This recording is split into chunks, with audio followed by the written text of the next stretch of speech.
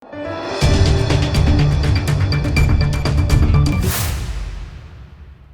દર્શક મિત્રો, આપ જોઈ રહ્યા છો લોકમૈત્રી ન્યૂઝ। હવે જોઈએ અગત્યના સમાચાર।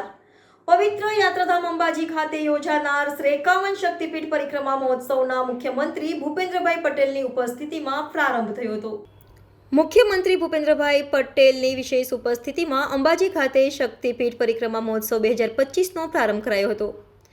મુખ્યમંત્રીએ રાજ્યની સુખાકારી માટે જગતજનની મા અંબાના દર્શન કરીને પાલકી તથા ઘંટી યાત્રાને પ્રસ્થાન કરાવ્યું હતું। મુખ્યમંત્રીના હસ્તે લોકાર્પણ સહિત દિવ્યાંગ લાભાર્થીઓને સહાય વિતરણ સહિતના કાર્યક્રમોનું આયોજન કરાયું હતું।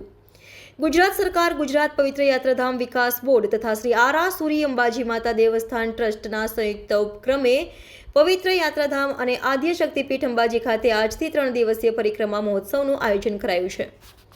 મુખ્યમંત્રી ભૂપેન્દ્રભાઈ પટેલે અંબાજી ખાતે અંદાજિત 12 કરોડના ખર્ચે તૈયાર થયેલ નવનિર્મિત સંસ્કૃત મહાવિદ્યાલય બિલ્ડિંગનું લોકાર્પણ કર્યું હતું।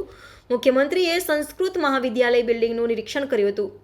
આ પ્રસંગે પાઠશાળાના વિદ્યાર્થીઓ દ્વારા શાસ્ત્રોક્ત મંત્રોચ્ચાર કરાયા હતા। આ નવનિર્મિત સંસ્કૃત મહાવિદ્યાલયનું બિલ્ડિંગ અંબાજી માતા દેવસ્થાન ટ્રસ્ટના સ્વભંડોળમાંથી બનાવવામાં આવ્યું છે। અદ્યતન સુવિધાઓથી સજ્જ આ વિદ્યાલય સાથે છાત્રાલય પણ બનાવવામાં આવી છે। આ નવીન બિલ્ડિંગમાં 150 જેટલા વિદ્યાર્થીઓના શિક્ષણ અને આવાસનો સમાવેશ કરાવ્યો છે।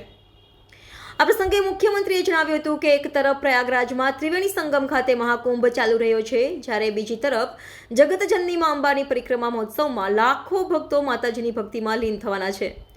જગદંબાના પરમ ઉપાસક વડાપ્રધાન નરેન્દ્રભાઈ મોદીની પ્રેરણા અને માર્ગદર્શન હેઠળ આ વિરાટ ધર્મોત્સવ વિશ્વમાં આકર્ષણનું કેન્દ્ર બન્યું છે। 51 શક્તિપીઠ અંબાજી ધામમાં અનેરું સ્થાન ધરાવે છે। દેશના અન્ય સ્થળોએ જે શક્તિપીઠ છે તે બધી જ શક્તિપીઠના દર્શન પૂજન એક જ સ્થળે મા અંબાજી ધામમાં લોકો કરી શકે તેવું વડાપ્રધાનનું વિઝન સાકાર થયું છે। એક ભારત શ્રેષ્ઠ ભારત તથા વડાપ્રધાનની સંકલ્પના અનુસાર જો કોઈ વ્યક્તિ પોતાના જીવનકાળ દરમિયાન 51 શક્તિપીઠ દર્શનનો લાભ ના લઈ શકે તો તે વ્યક્તિ અંબાજી ખાતે નિર્માણ પામેલ 51 શક્તિપીઠના દર્શન કરીને પોતાની શ્રદ્ધા પૂરી કરી શકે છે।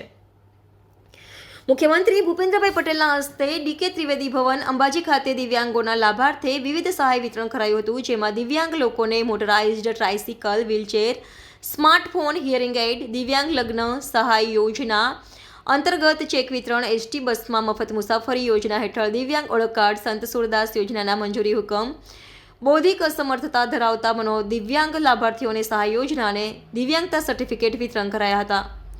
આ કાર્યક્રમમાં ધારાસભ્ય શ્રી અનિકેતભાઈ ઠાકર, શ્રી માવજીભાઈ દેસાઈ, શ્રી કેશાજી ચૌહાણ, પૂર્વ સાંસદ શ્રી પરબતભાઈ પટેલ, પૂર્વ કેન્દ્રીય મંત્રી શ્રી હરિભાઈ ચૌધરી, સચિવ શ્રી રાજેન્દ્ર કુમાર, સભ્ય સચિવ શ્રી રમેશ મેરજા, જિલ્લા કલેક્ટર શ્રી મિહિર પટેલ, જિલ્લા વિકાસ અધિકારી શ્રી એમ.જે. દવે, જિલ્લા પોલીસ વડા શ્રી અક્ષયરાજ મકવાણા સહિત સંસ્કૃત મહાવિદ્યાલયના આચાર્ય શ્રી હિંમતલાલ દવે, વિદ્યાર્થીઓ અને બહોળી સંખ્યામાં દર્શનાર્થીઓ ઉપસ્થિત રહ્યા હતા।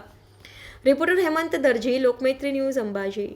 લોકમૈત્રી ન્યૂઝ સાથે જોડાયેલા રહેવા અમારા યુટ્યુબ ચેનલને સબસ્ક્રાઇબ કરી ફેસબુક અને ઇન્સ્ટાગ્રામ પેજને લાઇક અને શેર કરો।